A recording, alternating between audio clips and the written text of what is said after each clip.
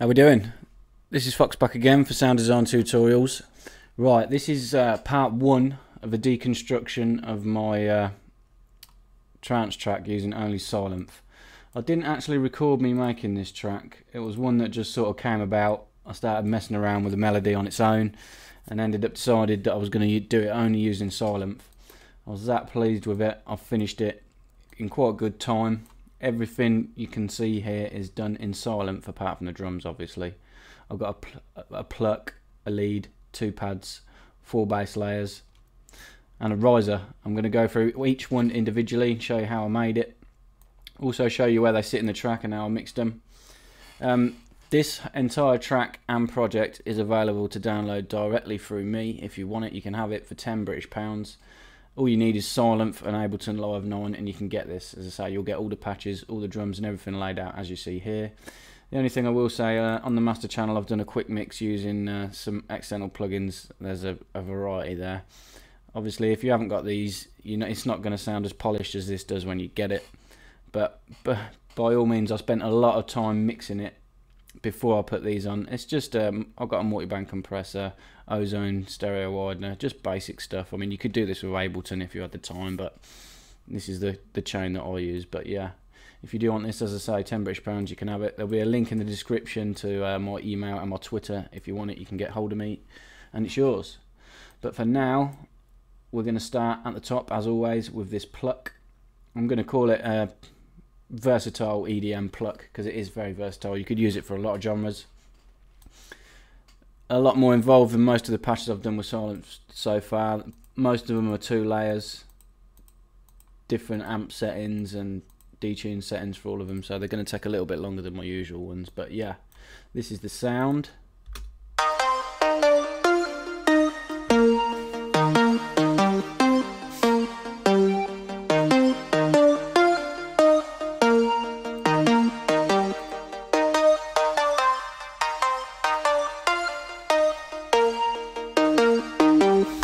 Different filters on part A and B, different amp settings slightly, a little bit of sustain, lets part B cut through. But yeah, for now we are going to initialize this and I'll show you how I made it step by step.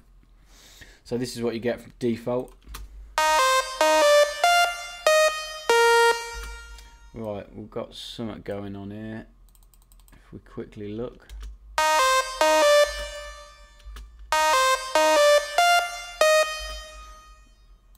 I've got a reverb on the group which you could hear. I'll turn that off for now.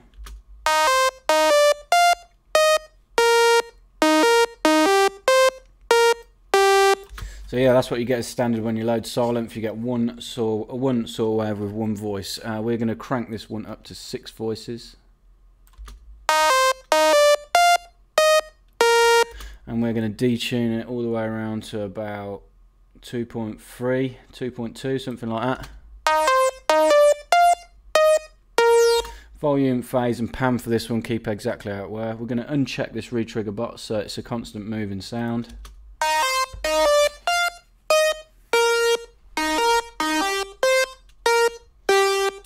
Okay, we'll set the amp envelope for part 8 actually while we're here. Pull the sustain down to full because it is a pluck. We're going to use the decay to give us the amount of pluck that we want. And I had it set about halfway on 5.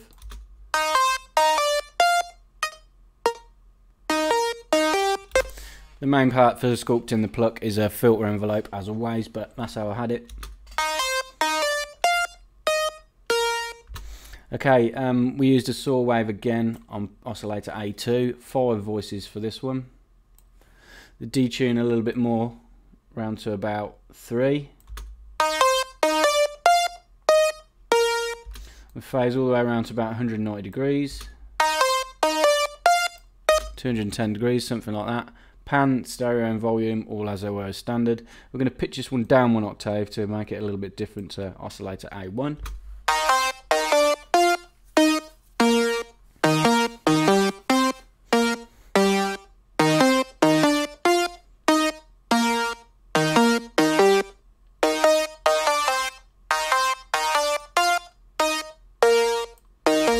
Okay, I won't set the filter up yet, we'll do both the filters together. We're going to jump over to part B now and set the oscillators up over there. Same sort of thing, pull the sustain level down. The only thing I did with this is I'll give it a bit of sustain on this one. to about 1, and decay to the same, dead halfway on 5. I use a triangle wave. When I do my plucks normally, I could have been quite happy just with them 2 saw waves, but to spice it up a bit, I wanted to use 2 different waveforms. Triangle and sine, quite pure, and these are going to be higher pitched than the other 2, so they are really going to cut through the sound. I'll give 3 voices of unison for the triangle.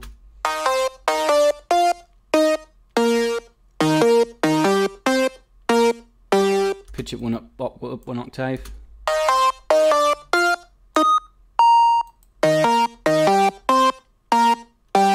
The volume for this one I had quite low, it was hardly audible. We just wanted to give it that real high ping at the start of the sounds. I had it about 1.48.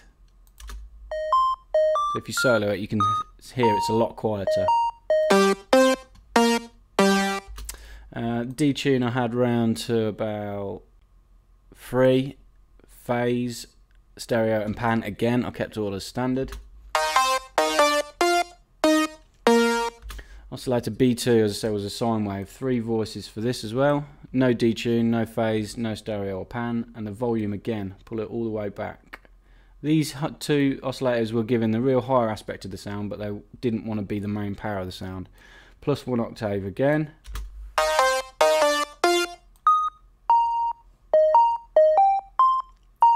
That's B soloed.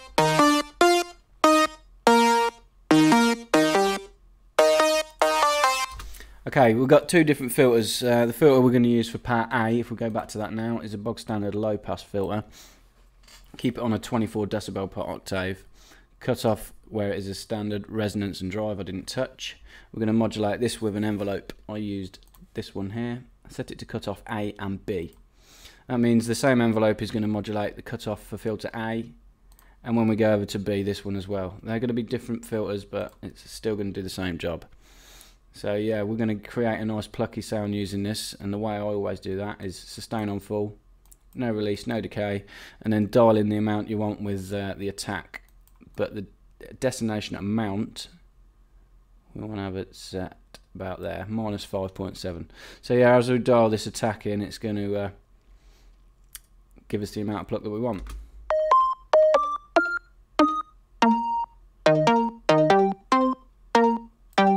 That's about where I had it, 3.51. You can hear the oscillators from B bypassing it at the minute because we haven't selected a filter yet. But part A soloed. Quite a percussive staccato, nice little pluck. So we'll go to B now. For this one, I had a bandpass filter. We'll solo B as well so you can hear what it does. So change this to a bandpass.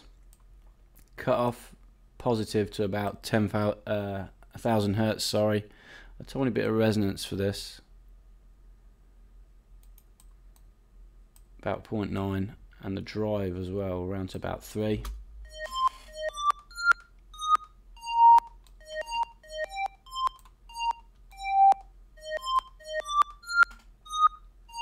Give it a little bit of release on that mod envelope just to stop that clicking. Both parts together.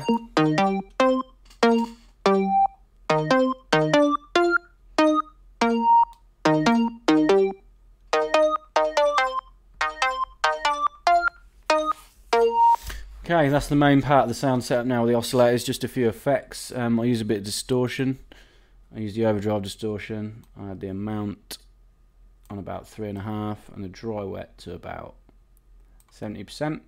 So without the distortion. And with. Helps gritty up the mid part of the sound. It was quite a mid-range pluck, so it really did help add some character to the sound.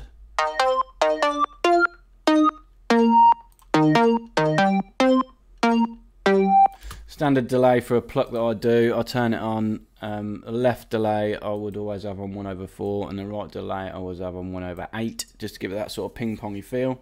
Make sure ping-pong is checked, that's what I was aiming for. Low cut and high cut I didn't touch. Smear I kept where it is as standard. Spread pretty much around, all the way around to full, 93%, something like that. Feedback I had about 57, and the width on full. So we'll just play with this dry wet, see how much of this delay that we want.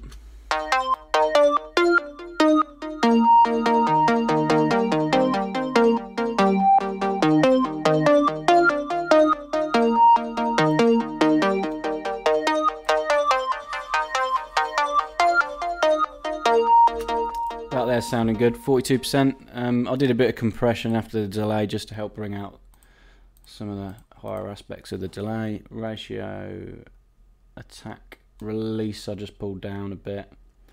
So it was quite a quick compression, and the threshold I had at -18.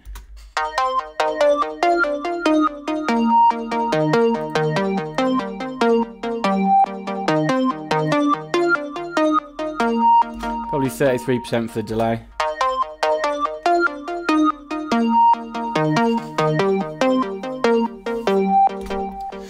There you go, that's pretty much the sound done. So part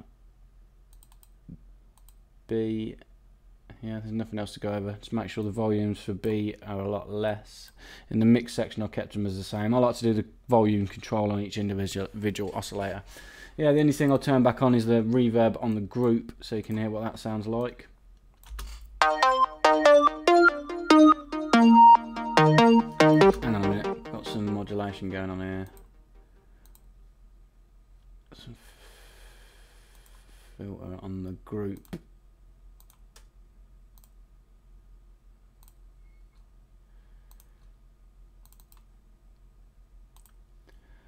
Show you somewhere where there is no filter.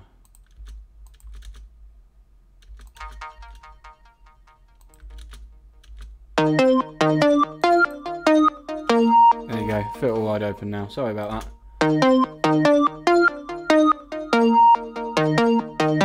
So yeah, I'll turn the reverb on the group. It's quite a heavy reverb, quite a big size.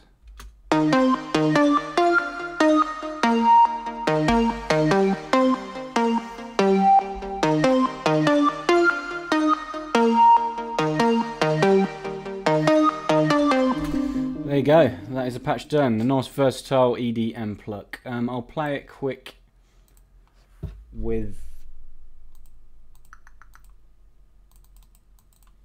the rest of the group when they're all in, so you can hear the lead with it.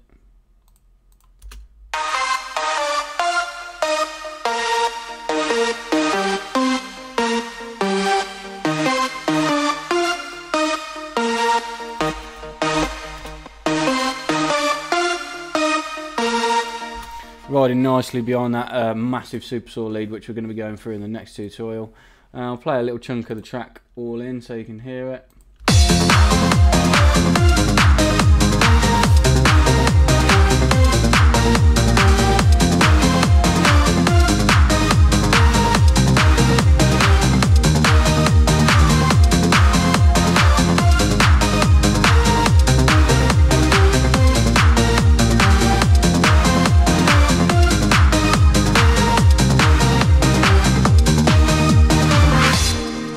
Okay, there you have it, versatile EDM Pluck. This lead is what we'll be going over next time. That is just one. I normally stack a couple of Sylenths together when I'm doing a lead, but I made this super saw.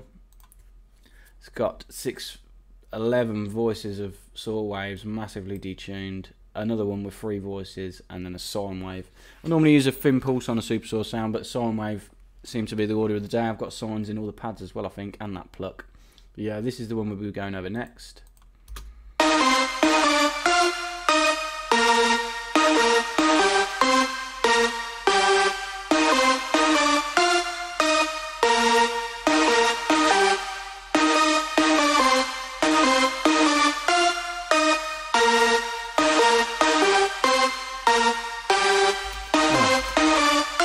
Sorry, I made a mistake there.